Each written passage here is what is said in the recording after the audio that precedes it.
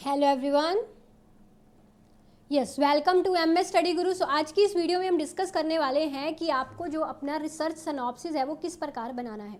सो आज की इस वीडियो में आपको सारे स्टेप्स बताने वाली हूँ रिसर्च सिनॉप्सिस बनाने के, और हर एक स्टेप को मैं अच्छे से इलेबोरेट करूँगी ताकि जो भी स्टूडेंट्स अपनी पीएचडी करना चाह रहे हैं उनकी काफ़ी मदद इस वीडियो में हो सके। सो अगर आप चैनल पर न्यू आए हैं तो सब्सक्राइब जरूर कर लीजिएगा और वीडियो को एंड तक जरूर देखिएगा। डिस्क्रिप्शन में मेरे टेलीग्राम चैनल का लिंक दिया गया है। मेरे साथ जुड़ने के लिए, मेरी सभी क्लासेस का लिंक पाने के लिए आप उस टेलीग्राम चैनल को ज्वाइन कर सकते हैं। So let's start. तो देखिए, सबसे पहले आज बात करने वाले सिनॉप्सिस फॉर्मेशन डिटेल डिस्कशन। सो पहला स्टेप, जब भी आपने अपना रिसर्च प्रपोजल बनाना, देखिए दो चीज़ें हैं यहाँ पर कि अगर तो आपका पीएचडी में एडमिशन हो चुका है, सब कुछ फाइनलाइज हो चुका है ना, तो उस कोर्स वर्क लगा लिए, जैसे प्री रजिस्ट्रेशन कोर्स वर्क होता है यूनिवर्सिटीज़ में, और उसके बाद आपको अपना सिनॉप्सिस फाइनलाइज करना है। एक तो ये किस्म होती है। एक होता है कि आपको पीएचडी में एडमिशन लेने जाना है और अपना एक टेंटेटिव रिसर्च प्रपोजल जो है अपने इंटरव्यू के दौरान आपको अपनी पैनल के सामने प्रेजेंट करना है। दो केसेस होते हैं, ठीक है। तो basically research proposal and synopsis में भी थोड़ा सा यही फ़र्क होता है। सिनॉप्सिस थोड़ा ज़्यादा फॉर्मल हो जाता है। जो रिसर्च प्रपोजल होता है ना आपका, वो आपका टेंटेटिव होता है, मतलब जो आप इंटरव्यू के दौरान अपना लेके चलते हो, है ना।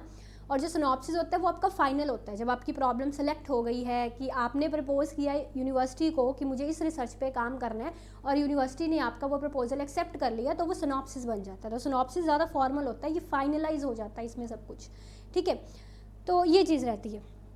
अब सबसे पहले दोनों चीज़ें में मेन चीज़ टॉपिक सिलेक्शन की। अगर आपके पास टॉपिक जो है रहता है, तो टॉपिक अगर आपके पास है ना, तो आपका आगे आने वाला काम बहुत आसान हो जाता है। सबसे इंपॉर्टेंट एंड सबसे डिफिकल्ट चीज़ मैं यहाँ पे टॉपिक सिलेक्शन को ही बोलूँगी। इससे पहले वाली वीडियो में मैंने आपको एक्सप्लेन किया कि आपको अपना टॉपिक कैसे सिलेक्ट करना है, तो वो वीडियो ज़रूर देखिएगा। उसमें मैंने आपको एक सीक्रेट कोड बताया है अपने पीएचडी के रिसर्च का टॉपिक फाइंड करने का भी, ठीक है। तो वो आप वहाँ से देख लीजिएगा आपको टॉपिक कैसे फाइंड करना है। अब जैसे ही आप अपना एक टॉपिक सेलेक्ट कर लेते हैं, आपका रिसर्च प्रपोजल या सिनॉप्सिस बनाते वक्त पहला हेडिंग ये होता है the name of your topic, ठीक है।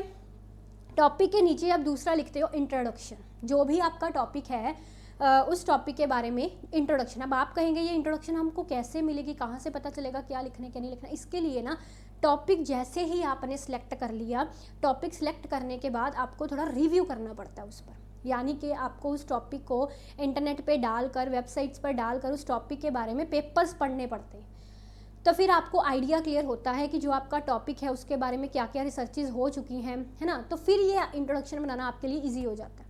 तो जितनी देर आप वो रिव्यू नहीं करेंगे ना प्रीवियस रिसर्चेज का, उतनी देर आप अपना सिनॉप्सिस बना ही नहीं सकते, ठीक है। इट इज़ इम्पॉसिबल, नहीं बना पाएंगे। अपनी लैंग्वेज में इंट्रोडक्शन लिखना बिल्कुल ही कुछ पढ़े बिना, दैट इज़ नॉट पॉसिबल, है ना।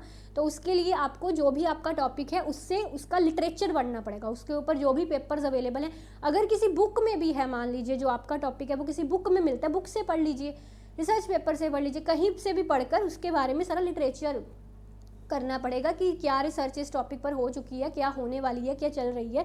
वो सब चीज़ें पहले आपको अपने दिमाग में क्लियर करनी पड़ेंगी। तो एक रफ़, मतलब आपको एक नोटबुक रफ़ लगा लीजिए, उस रफ़ नोटबुक पर आप वो सारे आइडियाज़, जैसे इस टॉपिक पर क्या रिसर्च हो चुकी है, क्या हो रही है, क्या आने वाली है, वो सारे उसमें आप ब्रीफ में नोट डाउन कर सकते हैं। या अगर आप अपने लैपटॉप में एक फ़ोल्डर बना लीजिएगा रिसर्च का, वहाँ पर जो भी आपने पेपर्स उस टॉपिक से रिलेटेड पढ़े हैं वो आप उस फोल्डर में डालते जाइएगा। एक इकट्ठा हो जाएगा कि आपने ये टॉपिक्स, ये लिटरेचर पढ़ लिया है ना।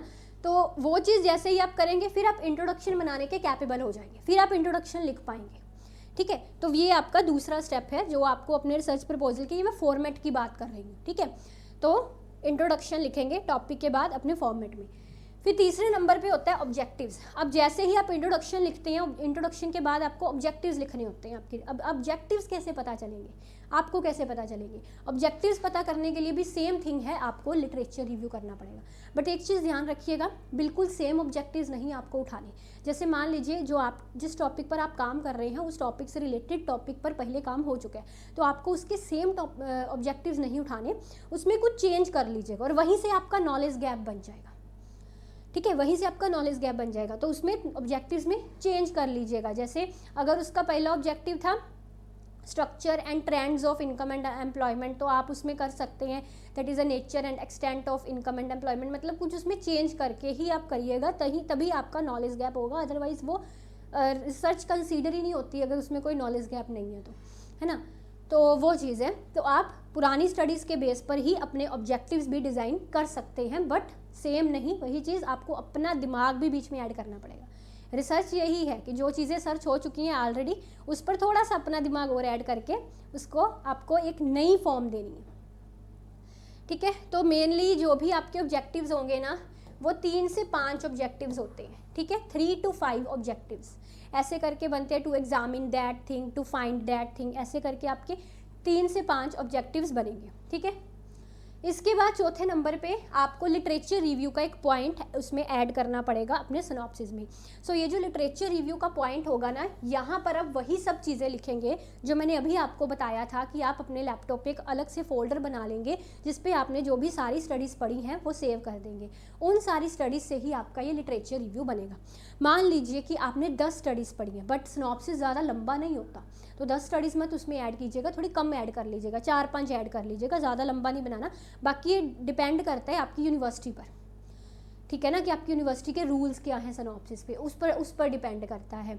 कई यूनिवर्सिटीज़ में 7 से 8 पेजेस का बोलते हैं, कई यूनिवर्सिटीज़ में 10 से 15 पेजेस का बोलते हैं, वो डिपेंड करता है आपकी यूनिवर्सिटी के रूल्स पर, ठीक है।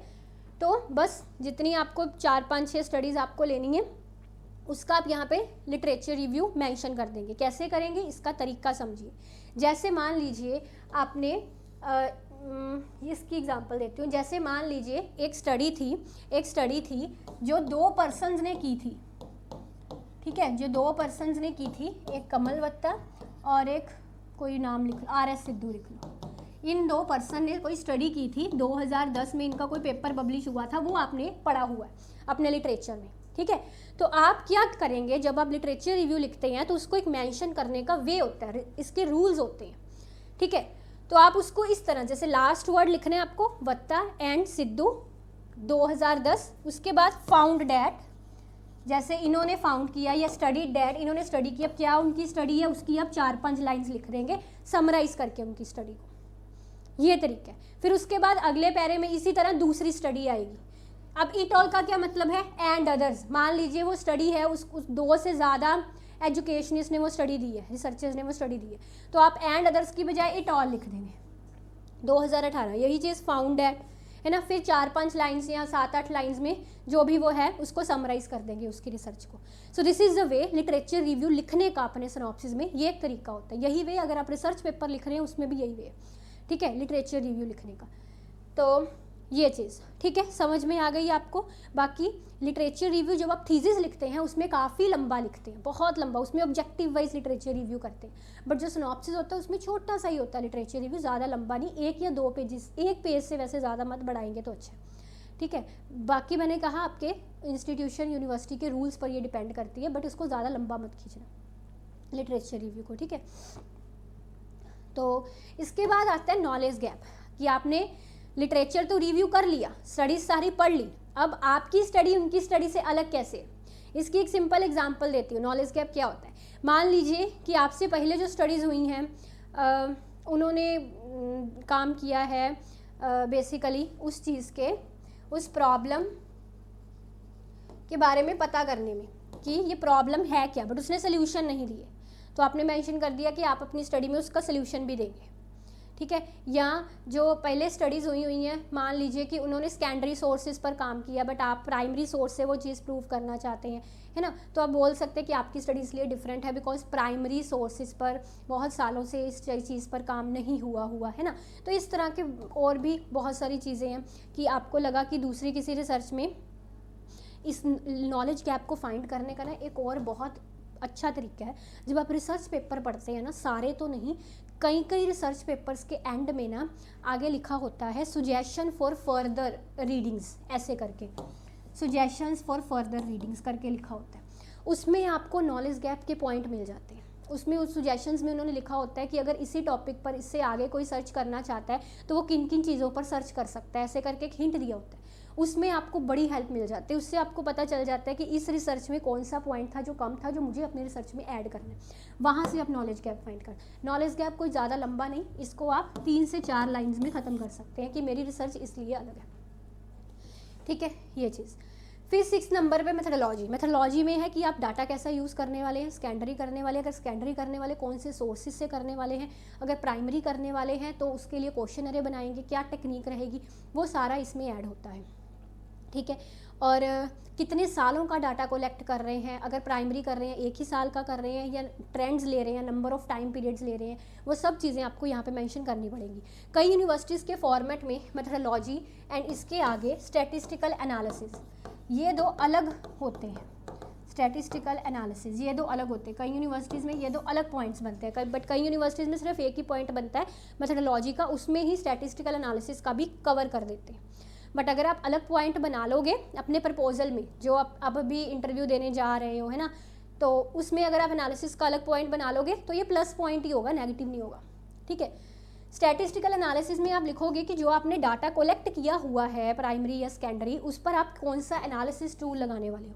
ठीक है, हिपोथेसिस टेस्ट करने वाले हो, कोई प्रोडक्शन फंक्शन यूज़ करने वाले हो, उसको एनालिसिस आप कैसे करने वाले। जैसे ग्रोथ रेट, कई बार क्या होता है, हमको नेशनल इनकम मान लीजिए निकालनी है, 40 साल का मैं पिछला नेशनल इनकम निकाल रही हूँ, मुझे उसका ग्रोथ रेट फाइंड करना है, तो मैं कंपाउंड एनुअल ग्रोथ रेट का टूल यूज़ कर रही हूँ। उसमें आप ये लिख सकते हो कि मैंने ये टूल यूज़ किए हैं, या एक्सेल में परसेंटेजेस एंड एवरेजेस के थ्रू मैंने ये चीज़ प्रूव करनी है ना।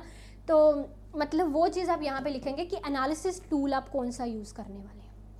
ठीक है, तो इससे आपकी रिसर्च प्रपोजल काफ़ी मतलब बेहतर लगेगा, अच्छा लगेगा, पता लगेगा पढ़ने वालों को कि आप एनालिसिस भी करने वाले हैं, आपको एनालिसिस टूल भी यूज़ करने वाले हैं। ठीक है, एनालिसिस टूल बेसिकली वही होते हैं जिनकी मदद से आप अपना हिपोथेसिस प्रूव कर रहे हैं। ठीक है, अब कई यूनिवर्सिटीज़ में, जैसे यहाँ पे मैंने आपको ये दिया ना इंट्रोडक्शन के बाद ऑब्जेक्टिव्स, कई यूनिवर्सिटीज़ के फॉर्मेट में इंट्रोडक्शन के बाद हिपोथेसिस भी होता है, हिपोथेसिस होता है, हिपोथेसिस के बाद ऑब्जेक्टिव्स होते हैं। तो अगर ऐसा आपको हिपोथेसिस भी दिया गया तो यहाँ पे आप अपना हिपोथेसिस डिफाइन कर सकते हैं, नल हिपोथेसिस, अल्टरनेटिव हिपोथेसिस, मैंने ये सारा आपको पढ़ाया हुआ है कि आपकी रिसर्च, जैसे कि मान लीजिए मैं रिसर्च कर रही हूँ income and employment, non farm income and employment, तो मेरा हिपोथेसिस ये है जैसे कि non farm income and employment जो है, non farm income is more than the farm income, या non farm employment is more than the farm employment, तो ये मेरा हिपोथेसिस है। तो मेरा अल्टरनेटिव हिपोथेसिस होगा non farm income is more than farm income, null hypothesis होगा non farm income is not more than farm income, है ना, ऐसा ही होता है ना। तो आप हिपोथेसिस में मेंशन कर सकते हैं कि आपका हिपोथेसिस क्या है, उसके बारे में भी इसमें लिख सकते हैं आप। ठीक है, वहाँ पे इसको ऐसा लिखने की ज़रूरत नहीं है जैसा आप लिखते हैं, ऐसा मत करने बैठ जाना, जस्ट सिंपली इसमें अल्टरनेटिव हिपोथेसिस ही मेंशन करना होता है, नल की नहीं ज़रूरत होती। अल्टरनेटिव हिपोथेसिस ही मेंशन कर दीजिए that there is a difference between the that and that, है ना, या कुछ भी जो भी आप ले रहे हैं। तो ये भी एक ब्लॉक बन सकता है। स्टैटिस्टिकल एनालिसिस मैंने बता दिया। फिर आप ये भी एक ऐड कर सकते हैं ऑब्जर्वेशंस टू बी रिकॉर्डेड। जैसे आप मान लीजिए आपको प्राइमरी डाटा इकट्ठा करना है, तो प्राइमरी डाटा इकट्ठा करते वक्त जो रिस्पोंडेंट्स हैं उनसे आप कौन कौन सी चीज़ें रिकॉर्ड करने वाले हैं, उनकी एज पूछने वाले हैं, उनके इनकम पूछने वाले हैं, ये कौन कौन सी चीज़ें रिकॉर्ड करने वाले हैं। प्राइमरी डाटा में ऐसा ही होता है ना, क्वेश्चनरीज बना के हम रिस्पोंडेंट्स से उन क्वेश्चंस का जवाब पूछते हैं, तो वो कौन कौन से सवाल आप उनसे करने वाले हैं, कौन कौन सी चीज़ों पर आप उनसे ऑब्जर्वेशंस रिकॉर्ड करने वाले हैं, वो यहाँ पे आप लिख सकते हो। जैसे कि एज क्या है, जेंडर क्या है, उनकी एजुकेशन क्या है, सैलरी क्या है, जो भी आपके वेरिएबल्स हैं, तो वो सारे यहाँ पे आप वेरिएबल्स डिफाइन कर सकते हो। वेरिएबल से याद आया, आप कहीं जो फॉर्मेट होते हैं उनमें वेरिएबल्स का भी ब्लॉक बना होता है, कई यूनिवर्सिटीज़ के फॉर्मेट के अकॉर्डिंगली, उसमें आपको सिर्फ वेरिएबल्स ही बताने होते हैं कि आपके मॉडल में डिपेंडेंट वेरिएबल क्या है, इंडिपेंडेंट वेरिएबल क्या है, बट इतना डिटेल में आपको रिसर्च प्रपोजल में जाने की ज़रूरत नहीं है। जब आपका फाइनल सिनॉप्सिस होगा उसमें आप ये चीज़ें ऐड कर सकते हैं, बिकॉज रिसर्च प्रपोजल तो सिर्फ आपका टेंटेटिव होता है, तो इतना डिटेल में उसमें जाने की ज़रूरत नहीं है आपको। ठीक है, फिर उसके बाद बिब्लियोग्राफी, जो भी आपकी रेफरेंसेस हैं, जो भी आपने अपने सिनॉप्सिस लिखते वक्त जो पढ़ी है ना। अब एक चीज़ यहाँ पे बताती हूँ, बच्चों को ना रेफरेंसेस में नहीं समझ में आती रेफरेंसेस हम कैसे बनाएं, है ना, क्योंकि रेफरेंसेस का भी फॉर्मेट होता है। तो इसके लिए अगर तो आपकी यूनिवर्सिटी का कोई स्पेसिफिक फॉर्मेट नहीं है कि इसी फॉर्मेट में रेफरेंसेस लिखनी है, फिर तो आप सिंपली जो गूगल स्कॉलर गूगल स्कॉलर पे जाके या पेपर से सर्च करते हो ना, उसके नीचे ऐसे 2 कॉमर्स बने होते हैं, साइट, ऐसे साइट करके ऑप्शन होता है, वहाँ पे क्लिक करोगे ना तो साइटेशन निकल आती है उस पेपर की। उसी साइटेशन को 3-4 स्टाइल्स में साइटेशन निकलती है, APA स्टाइल, MLA स्टाइल, और भी 2 स्टाइल्स होते हैं। वहाँ से कॉपी करके जस्ट यहाँ पे आप पेस्ट कर दो साइटेशन को वहाँ से उठा के आप यहाँ पे पेस्ट कर सकते हो। ठीक है, अगर कोई स्पेसिफिक आपकी यूनिवर्सिटी ने नहीं बोला कि आपका जो यही इसी रेफरेंस को यूज़ करना है ना, तो उस केस में अगर कोई स्पेसिफिक बोला है तो फिर आप देख लो कि गूगल स्कॉलर क्या उस स्पेसिफिक स्टाइल में रेफरेंसेस अवेलेबल करवा रहा है या नहीं करवा रहा तो फिर आपको थोड़ा सा मोल्ड करके जो स्टाइल आपकी यूनिवर्सिटी ने दिया है उसमें रेफरेंसेस करनी पड़ेंगी। ठीक है, तो ये चीज़। अब मैंने यहाँ पे कुछ टूल्स मेंशन किए हैं जो आपके सिनॉप्सिस बनाने में काफ़ी सारी मदद करेंगे। ठीक है, ग्रामरली टूल है, जब भी आप अपना सिनॉप्सिस या रिसर्च पेपर लिख रहे हैं एक बार, ये फ्री ऑफ कॉस्ट होता है टूल, तो एक बार आप ग्रामरली से उसे निकाल लेंगे ना, आपको सब पता लग जाएगा, गूगल पर सर्च करेंगे ग्रामरली के बारे में, वहाँ पे वेबसाइट खोलेंगे, अपना जो भी आपका रिसर्च प्रपोजल है जस्ट वहाँ पे पेस्ट कर देंगे ना, तो उसमें आपकी सारी कोई ग्रामेटिकल अगर एरर्स है ना वो पकड़ी जाएंगी, क्योंकि हम इस चीज़ को बड़ा लाइटली लेते हैं, बट मैं सच में बताऊँ रिसर्च पेपर्स में, थीसिस में ये ग्रामेटिकल एरर्स बहुत इंपॉर्टेंस रखती हैं। जो भी आपका इंटरव्यूअर है ना, वो आपका प्रपोजल पकड़ते वक्त अगर उसने ग्रामेटिकल एरर पकड़ ली ना तो ये एक अच्छी इंप्रेशन नहीं होता, तो आप यहाँ से अपने ग्रामेटिकल एरर्स ठीक कर सकते हैं। दूसरा यहाँ पे एक टर्निटिन का सॉफ्टवेयर होता है, ये प्लेगरिज्म चेक करता है। कई यूनिवर्सिटीज़ में क्या करते हैं, आपका सिनॉप्सिस फाइनलाइज करने से पहले यूनिवर्सिटी के पास ही प्लेगरिज्म चेकिंग का टूल होता है, तो वो ज़रूर टर्निटिन से निकाल के देखते हैं कि कहीं प्लेगरिज्म तो नहीं है। प्लेगरिज्म में भी कुछ लिमिट होती है, जैसे 20% का प्लेगरिज्म है तो चल जाएगा, इससे ज़्यादा नहीं होना चाहिए, है ना। तो ये वैसे पेड सॉफ्टवेयर होता है, पेड ही होता है ये, तो ये हर किसी के पास नहीं होता टर्निटिन, बट ये ज़्यादातर इंस्टीट्यूशंस यूनिवर्सिटीज़ में यूज़ किया जाता है आपके पेपर का प्लेगरिज्म चेक करने के लिए। ठीक है, अगर तो वो एक्सेप्टेबल है तो ठीक है, नहीं एक्सेप्टेबल तो फिर आपको दोबारा बनाना पड़ता है, थोड़ा सा चीज़ें बदल कर उसमें प्लेगरिज्म मिटाने के लिए। ठीक है, तो एक मैंडली का सॉफ्टवेयर होता है, ये रेफरेंस मैनेजमेंट सॉफ्टवेयर है। इसमें क्या होता है कि मान लीजिए आपने जो लिटरेचर रिव्यू करके पेपर्स एक अलग उसमें फोल्डर में ऐड किए थे ना, अभी जो मैंने बताया था, उन सारे पेपर्स को आप जस्ट मैंडली पर अपलोड कर देंगे ना, मैंडली वेबसाइट पर जाकर, तो उन सबके ऐप होती है ये, सॉरी, उस सबके रेफरेंसेस आपके सामने आ जाएंगे। ठीक है, जस्ट पेपर्स अपलोड करने से रेफरेंसेस आ जाते हैं सारे। मैंडली बहुत काम आता है इसमें। गूगल स्कॉलर मैंने बता ही दिया, यहाँ से आप पेपर डाउनलोड कर सकते हो गूगल स्कॉलर पर जाके। बट कई बार क्या होता है, कई पेपर्स होते हैं जो गूगल स्कॉलर में जब आप क्लिक करते हो तो वो पूरा पेपर आपको मिलता नहीं है, बट उस पेपर का जस्ट आपको DOI मिल जाता है। तो फिर आप क्या करेंगे, उस पेपर का जो DOI है ना, वहाँ से कॉपी करके साइंस हब में जाएंगे, साइंस हब की वेबसाइट पे, वहाँ पे जाके उस DOI को पेस्ट करेंगे तो साइंस हब पे आपको पूरी PDF मिल जाएगी उसकी। ठीक है, तो कई बार ये चीज़ आपको करनी पड़ती है, अगर कोई पेपर आपको लगता है ये बहुत ज़रूरी है आपके रिसर्च के लिए, बट ये गूगल स्कॉलर पर आपको पूरा पेपर नहीं मिल रहा, तो इस तरह से आप उसका DOI कॉपी करके साइंस हब में जाके पेस्ट कर सकते हैं। वहाँ से फिर आपको it is a digital object identifier basically. ठीक है, तो ये साइंस हब की भी 3 वेबसाइट्स होती हैं, बट इसकी एक टाइम पर एक ही वेबसाइट काम करती है। ठीक है, तो ये सॉफ्टवेयर हेल्प कर सकते हैं। तो ठीक है जी, आज की वीडियो में मुझे इतनी चीज़ें आपको बतानी थी। सो डिस्क्रिप्शन में दिया गया टेलीग्राम चैनल ज़रूर ज्वाइन कर लीजिएगा, और डिस्क्रिप्शन में मेरी बुक्स का लिंक भी दिया गया है, वहाँ से आप मेरी बुक्स देख सकते हैं। And the other thing is कि अगर मेरे साथ पूरा कोर्स इकोनॉमिक्स का करना चाहते हैं तो मेरी प्रोफाइल का लिंक भी डिस्क्रिप्शन में दिया गया, अनअकैडमी की प्रोफाइल का लिंक, वहाँ पे मेरी फ्री क्लासेस भी होती हैं, प्लस बैच भी होते हैं, मेरा code, referral code, discount code भी आपको डिस्क्रिप्शन में दिया गया। Thank you very much. अगर आपको ये वीडियो अच्छी लगी है, पसंद आई है, इसे लाइक शेयर ज़रूर कीजिएगा। Take care, bye bye.